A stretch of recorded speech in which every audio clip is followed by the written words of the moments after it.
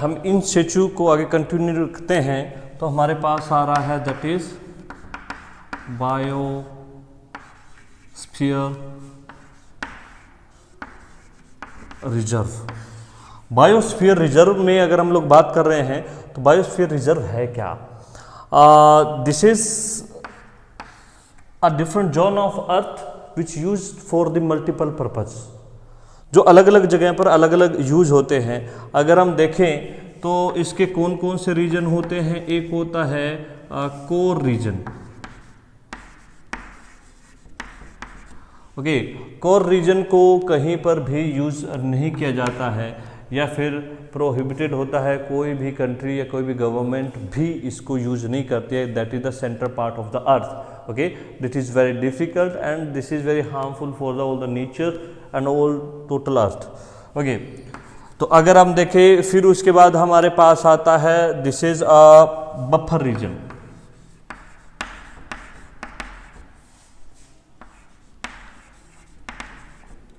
Buffer region क्या होता है? बफर रीजन में अगर हम लोग देखें this is a method this is the part of earth which use for the some extent. इसको भी वैसे यूज नहीं किया जाता है पर सम एक्सटेंट कुछ हद तक इसको यूज किया जा सकता है, कुछ हद तक जो है इसका यूज या कुछ माइनिंग वगैरह के लिए यूज कर सकते हैं। इसी को हम लोग आगे बढ़ाते हैं तो हमारे पास सेकंड थर्ड आता है surface multiple zone. Surface multiple zone ये जो पार्ट है ये ज़्यादा यूज किया जाता है और मल्टीपल पर्पज़ के लिए यूज किया जाता है। और अगर हम लोग कहें तो human settlement, okay, human settlement के लिए भी इसका यूज किया जाता है। ओके, तो अगर हम देखें तो फिर core region there is no usable, the buffer region to some extent, but in the case of the surface multiple zone this is the part of the earth which used for the multiple purpose human settlement and so many work is occur here। तो ये biosphere reserve है। इसी को आगे हम लोग continue रखते हैं तो हमारे पास आता है sacred grove.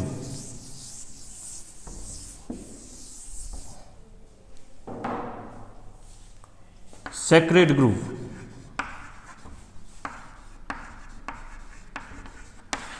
What is the sacred groove?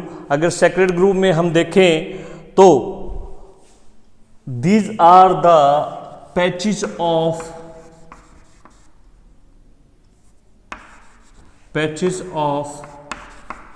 Forest. Okay, patches of forest which having worship value. अब इस कॉन्सेप्ट को समझना है कि मान लो हम लोगों ने देखा कि नेशनल पार्क क्या था, सेंचुरी क्या थी। National park this is the part of the forest, okay, and sanctuary also part of the forest. But national park के लिए थोड़े अलग रूल थे और उसके लिए सेंचुरीज के लिए थोड़े अलग रूल थे।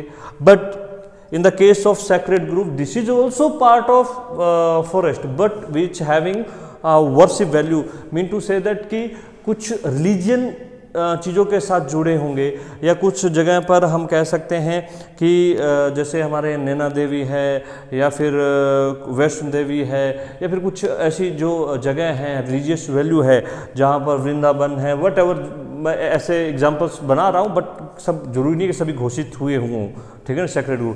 बट उनकी क्या है, सैक्रेड एक वर्शिप वैल्यू है।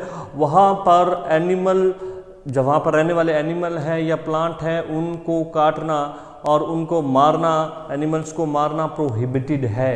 तो वहाँ पर भी वो जो एरिया है वो भी गवर्नमेंट जो है अपने अंडर काइंड कंट्रोल ऑफ में रखती है और वहाँ पर किसी भी प्रकार का हंटिंग या किसी प्रकार का जो एक्सप्लॉयटेशन नहीं हो सकता है, वहाँ पर भी ये सब प्रोहिबिटेड। तो ऐसे पार्ट्स को क्या बोलते हैं, सैक्रेड ग्रुप बोलते हैं।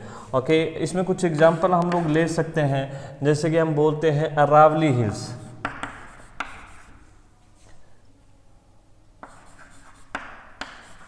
Aravalli hills of Rajasthan, Jaintia hills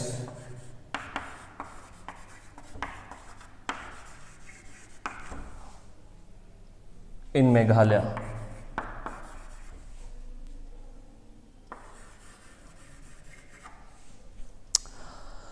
हाँ, ये तो मैंने दो एग्जांपल दिए, ऐसे बहुत सारे एग्जांपल्स हैं या बहुत सारे हो सकते हैं जिन्हें हम लोग कह सकते हैं सेक्रेड ग्रुप जो है घोषित किया गया है या नॉमिनेटेड किया गया है।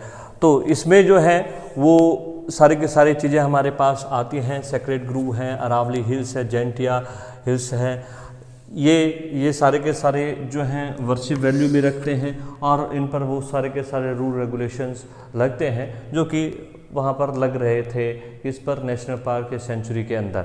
इसी को कंटिन्यू रखते हैं। अगर कंटिन्यू रखते हैं तो हमारे पास नेक्स्ट आता है हॉटस्पॉट। ये सारे के सारे अभी इन सिचु चल रहे हैं। हमने किसी भी प्रकार के हैबिटेट को चेंज नहीं किया है, चाहे एनिमल है या प्लांट है, वो जिस हैबिटेट के अंदर जिस में रह रहा था वहीं पर है। अब हमारे पास नेक्स्ट है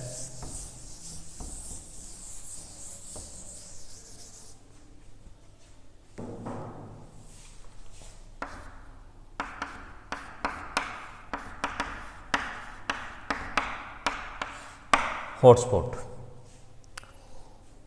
ये भी नेचर का कोई हिस्सा हो सकता है, अर्थ का कोई हिस्सा हो सकता है, ये जंगल हो सकता है या सिंपल जगह हो सकती है, कोई भी हो सकता है। बट इसके लिए कुछ कंडीशंस हैं। इसके लिए क्या कंडीशंस हैं, वो कंडीशन मैं आप लोगों के यहाँ डिस्कस कर रहा हूँ। इसके लिए हमारे पास कुछ कंडीशन हैं, वो क्या है। तो सबसे पहले जो है वो है biodiversity rich.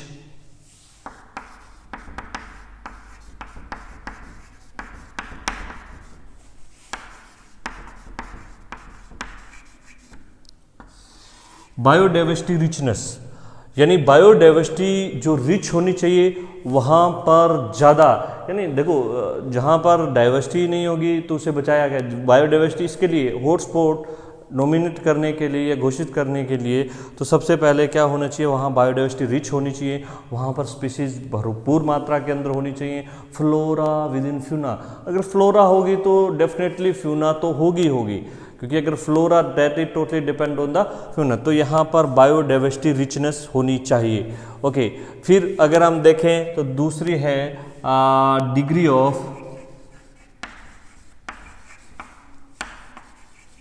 Endemic species should be high.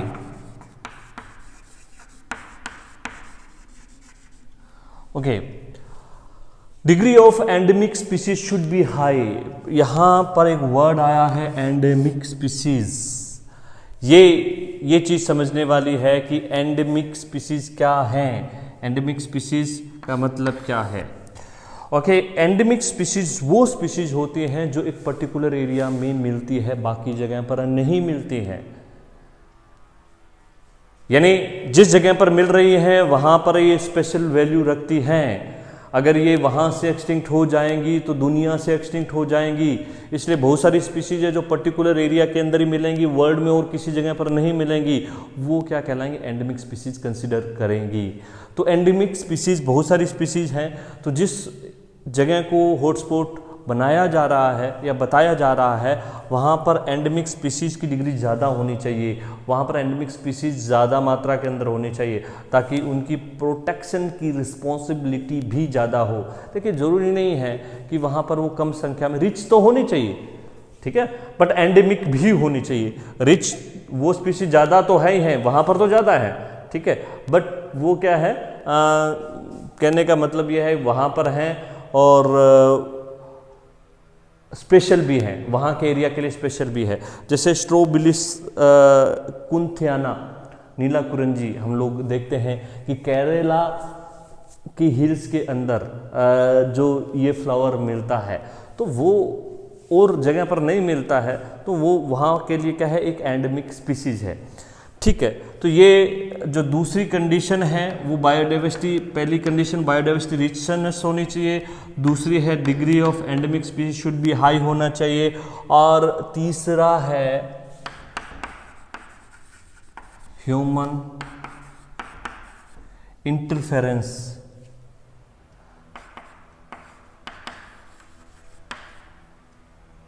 Should be high. Human interference भी ज़्यादा होना चाहिए, क्योंकि देखिए जब ह्यूमन इंटरफेरेंस ज़्यादा होगा तभी तो खतरा होगा ना, तभी तो डेंजर होगा। कहने का मतलब ये है कि अगर कोई एरिया है वहाँ पर एंडेमिक स्पीसीज भी है, रिचनेस भी है, बट ह्यूमन इंटरफेरेंस नहीं है, वहाँ पर ज़्यादा ह्यूमन का आना जाना या वहाँ के चीज़ों को एक्सप्लॉइट करना या उन चीज़ों को ज़्यादा यूज़ करना, ऐसा कुछ नहीं है, तो उस एरिया को हॉटस्पॉट करने की कोशिश या ज़रूरत नहीं है, क्योंकि ह्यूमन इंटरफेरेंस भी ज़्यादा होनी चाहिए। ह्यूमन इंटरफेरेंस ज़्यादा है तो इसका मतलब they are in danger, okay, क्योंकि ह्यूमन ही सबसे ज़्यादा डेंजर अब नेचर के लिए बनता जा रहा है, ठीक है। तो उसे हम लोग क्या कर सकते हैं, हॉटस्पॉट घोषित कर सकते हैं। तो एक बार फिर बता दूं कि उसके लिए हमारे पास 3 कंडीशन आती हैं। वैसे भी अगर पूछा जाता है कि कौन कौन सी कंडीशंस रहती हैं, कौन कौन सी कंडीशन जो है वो एक हॉटस्पॉट के लिए होनी चाहिए, एक रिच बायोडाइवर्सिटी होनी चाहिए, डिग्री ऑफ एंडेमिक स्पीसीज होनी चाहिए, और फिर उसके बाद ह्यूमन इंटरफेरेंस भी होना चाहिए, ह्यूमन इंटरफेरेंस की डिग्री भी ज़्यादा होनी चाहिए। तो ये हमारे पास है, सारे के सारे हम लोगों ने डिस्कस कर लिए हैं। कौन से, इन सिचु कंजर्वेशन। एक बार फिर बता दूं, हमने इन सिचु कंजर्वेशन में क्या किया। इन सिचु कंजर्वेशन में हमने नेशनल पार्क किया है, और फिर एक बार अगर हम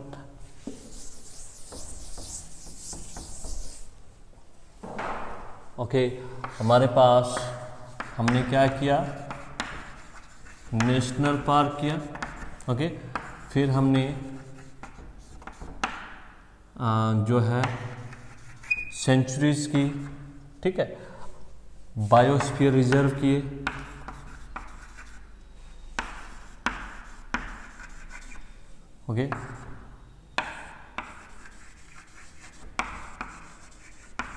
सेक्रेड ग्रूव किया,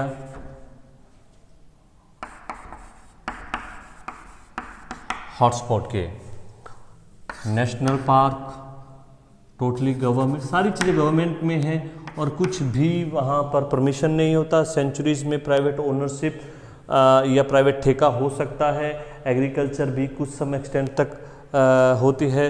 that is the part of the earth which used for the multiple purpose, sacred grove having a worship value, and hotspot which having 3 major regions, जो कि हमने देखा कि degree of endemic species richness, and the third one the human interference. After that would be declare as a hotspot. ये तो रहा इन सिचु conservation. अब अगर किसी भी एनिमल या प्लांट को ये सब करने के बाद भी बचाया नहीं जा रहा, नहीं, उसकी स्पीसीज इंक्रीज नहीं हो पा रही है, या फिर भी डेंजर में है, या उन चीज़ों को अप्लाई नहीं हो पा रहा है, उसकी स्पीसीज बढ़ नहीं पा रही है, तो यहाँ पर नेक्स्ट जो हमारे पास आता है वो क्या आता है, x सिचु conservation.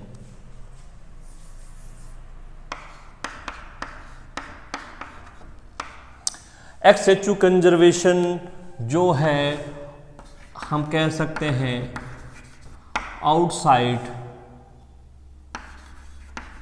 From there native place.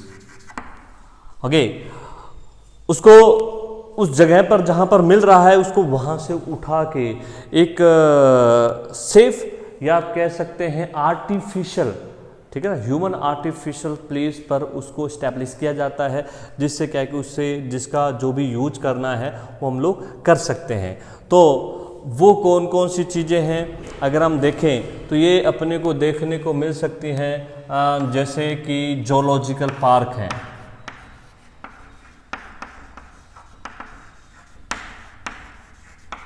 Zoological park हैं, बोटनिकल गार्डन है,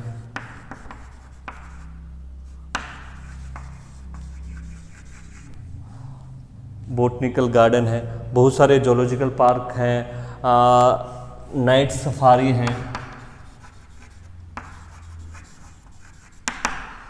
ठीक है।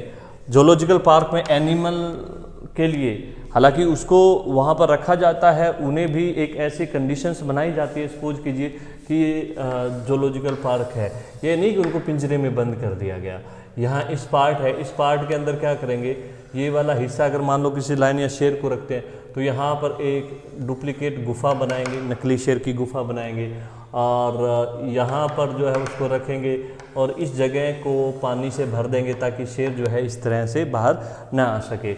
और इसको टाइम टू टाइम जो है खाना दिया जाएगा और इसको जो है मॉनिटरिंग की जाएगी, इसके रिप्रोडक्शन साइकिल को देखा जाएगा और इसके जो है हेल्थ चेकअप भी प्रॉपर रूप से किए जाते हैं ताकि जो है इसकी स्पीशीज़ को मेंटेन किया जा सके। नाइट सफारीज़ हैं और बॉटनिकल गार्डन है। बॉटनिकल गार्डन में प्लांट स्पीशीज़ को, बहुत सारी प्लांट स्पीशीज़ जो कि एंडेंजर्ड हैं या फिर क्रिटिकल कंडीशन में आ गई हैं, ठीक है, they are on the threshold of the extinction, उनको उगाया जाता है, उनको वो क्लाइमेट दिया जाता है जिससे क्या कि वो बच सके।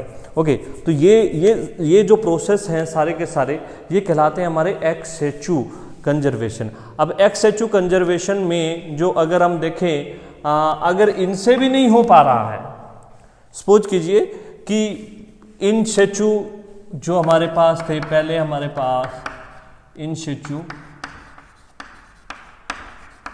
कंजर्वेशन, ओके, ये सक्सेस नहीं हो पाया और जब हमने एक्स सिचु किया इसके बावजूद भी कोई स्पीशीज बच नहीं पा रही है या हम देखते हैं कि जो डेंजर है वो लगातार बढ़ता जा रहा है, तो एक प्रोसेस और होती है जो हमारे पास वो है जो third one, that is cryo preservation. Cryo preservation क्या होता है, इसमें एनिमल के स्पर्म या एग या प्लांट के पोलन ग्रेन, ओके, जो है वेरी लो टेम्परेचर पर -198 डिग्री सेल्सियस पर प्रिजर्व किए जाते हैं, उसको बोलते हैं क्रायो प्रिजर्वेशन। हो सकता है कि वो स्पीशीज एक्सटिंक्ट हो जाए तो उनके स्पर्म और एग को फर्टिलाइज्ड करवाकर फिर उस स्पीशीज को डेवलप करने में हेल्प मिल सके, यानी लास्ट हद तक अगर वो सक्सेस नहीं हो पाता, ये नहीं हो पाता, थर्ड जो हमारे पास ये है कि उस अंत तक जो है कोशिश की जाती है कि उस स्पीशीज को बचाया जा सके, ठीक है। और किस तरीके से बचाया जा सके, उसके बहुत सारे पोलन ग्रेन हैं। हम जानते हैं कि पोलन ग्रेन जो होता है, पोलन ग्रेन के ऊपर की जो लेयर हमने सेकंड चैप्टर में पढ़ा भी होगा, ठीक है, जो एक्साइन है, ठीक है, ये जो स्पेशल सब्सटेंस स्पोरोपोलेनिन से बनी होती है और कुछ प्लांट स्पीशीज के स्पोरोपोलेनिन इतने हार्ड और इतने स्पेशल होते हैं कि वो हजारों वर्ष तक जो है उसको प्रिजर्व रखते हैं, बट कुछ स्पीशीज़ का ऐसा पॉसिबल नहीं होता है। वो जो है उनका वायबल पीरियड जो है बहुत कम होता है, उनको इमीडिएटली उगना होता है, ये इमीडिएटली जर्मिनेट होना होता है, तो उस कंडीशन के लिए उनको क्या रखा जाता है, -198 डिग्री सेल्सियस के क्रायो प्रिजर्वेशन कंडीशंस में रखा जाता है। ओके, तो ये हमारे पास जो है वो मेथड ऑफ, सारे के सारे हमारे पास क्या है, मेथड ऑफ प्रिजर्वेशन, जिसमें हमने इन सिचु डिस्कस किया, एक्स सिचु डिस्कस किया, और इसी को अगर हम लोग देखें तो इसके बाद हमारे पास लास्ट टॉपिक आता है, वो आता है अर्थ समिट।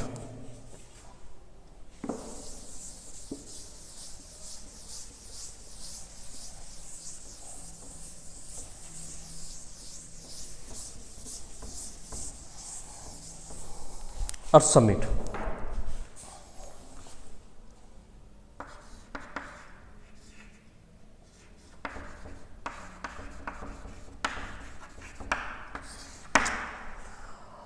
ये सिर्फ नेचर को बचाने की रिस्पॉन्सिबिलिटी किसी एक देश की नहीं है, ये पूरे वर्ल्ड की है। और नेचर जो है उस पर पूरे वर्ल्ड की रिस्पॉन्सिबिलिटी है, हर देश की एक रिस्पॉन्सिबिलिटी है। और इस बारे में हमेशा संयुक्त राष्ट्र संघ है, यूएनओ, और बाकी भी बहुत सारे ऐसे चीज़ें बनी हैं, छोटे छोटे यूनिट्स बने हैं जो कि नेचर क्लाइमेट के बदलते जो फॉर्म हैं उन पर डिस्कस करते हैं, और नेचर में जो बदलाव हो रहे हैं, जो एक्सटिंक्शन हो रहे हैं, उनको भी कैसे बचाया जा सके डिस्कस किया है। इसमें हमारे पास अर्थ समिट है जो कि लगभग कब हुई 2002 सॉरी शायद ये हुई है 1992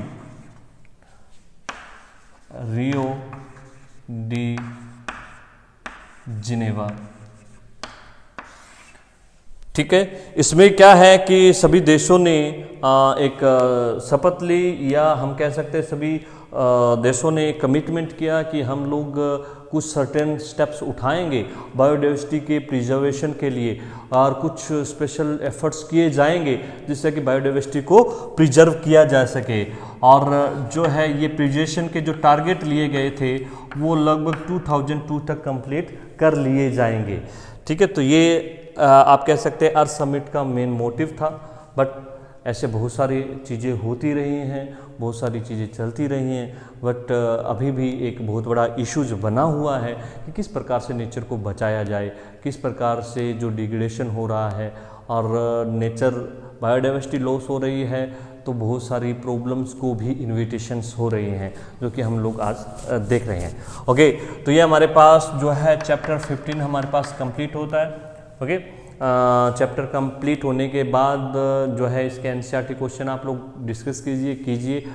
वैसे करवाए हुए हैं, और जो भी आप लोगों को भेजे गए हैं, नोट्स भेजे गए हैं, और उसमें शायद इसमें इनके क्वेश्चनों के आंसर भी दिए हुए हैं।